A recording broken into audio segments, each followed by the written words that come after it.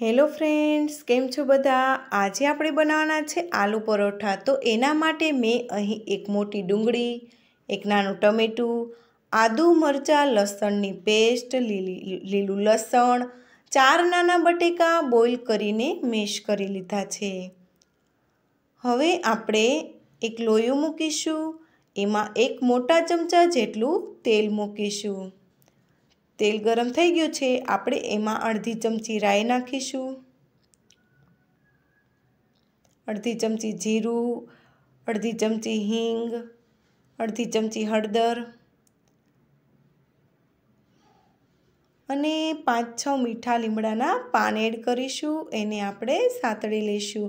હવે આપણે આદુ મરચાં લસણની પેસ્ટ એડ કરીશું, એને પણ આપણે સાતળી લઈશું। પછી આપણે ડુંગળી એડ કરશું, એને પણ આપણે તેલમાં સાતળી લઈશું। હવે આપણે ટમેટાં એડ કરી દેવાના છે।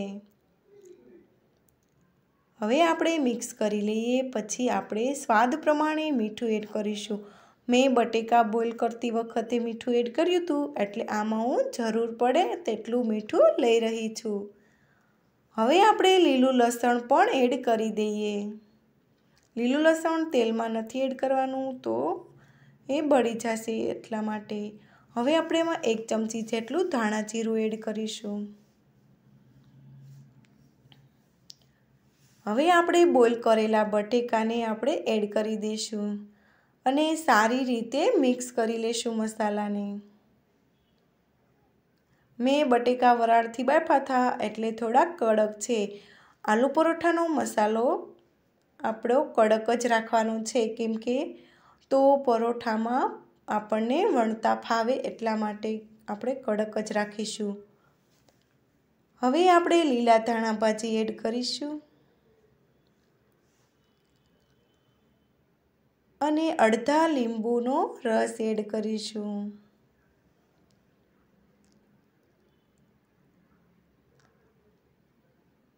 તો હવે આપણે આ મિક્સ કરી લઈએ સારી રીતે।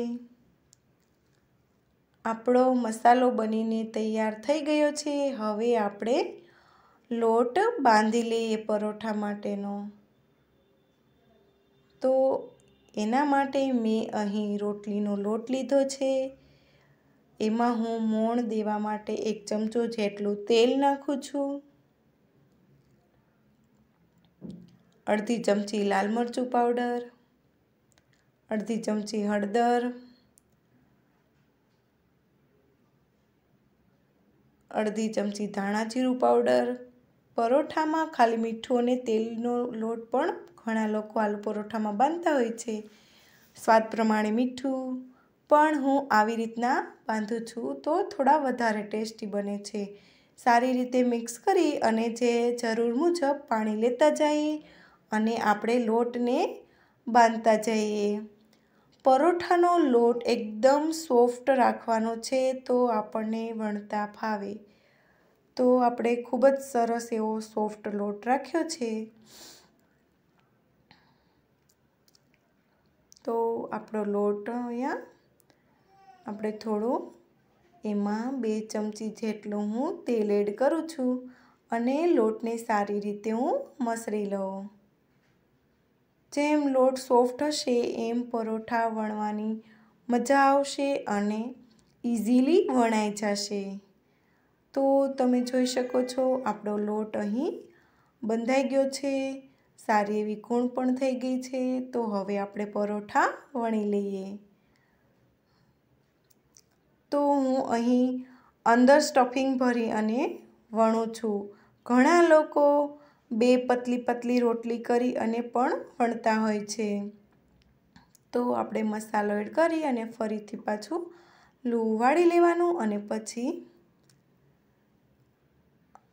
અહીં હું તમને એક સિક્રેટ બતાવું। તમે ઘણા લોકો પરોઠા વણો તો તમને આ પાછળથી જાડા જાડા વચ્ચે જે ઓલા રહી જાય લોટના, મસાલો રહેતો નથી, મસાલો ચારેકોર ફેલાઈ જાય છે। તો આપણે એને જે સાઈડ આપણે લૂં કર્યું છે એ સાઈડ વણવાના છે, એટલે એ જાડા પોપડા લોટના નહીં રહે, પણ સરસ રીતે આખા પરાઠામાં મસાલો થાય એ રીતના ફેલાઈ જશે। તમારે ઉલટું સાઈડ રાખીને જ વણવાનું છે, એટલે મસાલો આખા પરોઠામાં રહેશે। પેલા લોટના વચ્ચે પોપડા ખાવામાં આવશે એ તમને નહીં આવે।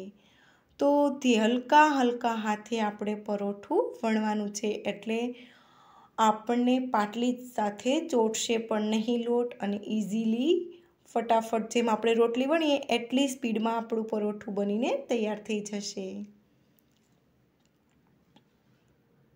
તો હવે અહીં આપણે લોટી ગરમ કરવા મૂકી દીધી છે।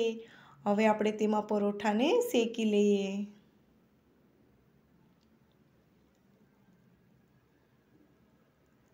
આપણે સીધું તેલ નથી લગાવી દેવાનું, એક સાઈડ એટલું ચડી જાય પછી હવે આપણે તેમાં તેલ લગાવીશું, એટલે ઓછા તેલમાં સરસ એવા બની જાય। એટલા માટે આપણે સીધું તેલ લગાવીશું તો પાછળથી કોરા પડી જશે। ઓલું આપણે એટલું ચડી જાય પછી લગાવીએ તો કોરા પડતા નથી, એટલે બંને સાઈડ થોડું થોડું ચડી જાય પછી ઓઇલ લગાવવાનું છે।